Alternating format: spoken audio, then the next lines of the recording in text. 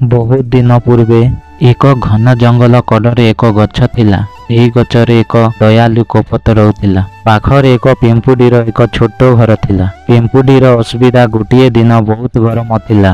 पिंपुडी पानी खोजिबा पाई नदी कूलरे पहुंचिला। से पानी पीवा आरंभ कला, किंतु हठात तार पाद खसीगला एवं से प्रबल स्रोतरे बहिबाकू लागिला। पिंपुडी साहाय्य पाई चित्कार करुथिला, किंतु सेठारे केही नथिले। पिंपुडीर दृश्य उपरे थिबा गछरु कपत एसबु देखुथिला। से तुरंत उड़ी आसी कहिला, चिंता कर नाई, मु साहाय्य करिवि। से सबुज पत्र छिड़ाई पानी रे पकाई देला। पिंपुडी सेई पत्र उपरे चढ़ी धीरे धीरे कूलरे पहुंचिला। से कपतर पाद तले पड़ी कहिला, धन्यवाद बंधु, मु तुमर उपकार केबे भूली पारिबि नाही। किछि दिन बीतीगला। गोटिए दिन सेही कपत नदी कूलरे दाना खाउथिला। हठात पाखरे थिबा बुदारे एक सामान्य शब्द हैला। कपत किछि बुझी पारिला नाही। जणे शिकारी बुदारे लुचि रहिथिला। तांको हातरे एक धनु थिला एवं से तीर लोड करिथिला। पिंपुडी से देखिला जे शिकार कपत को लक्ष्य करुछि। तापरे विलंब न करि से शिकारी गोड़ को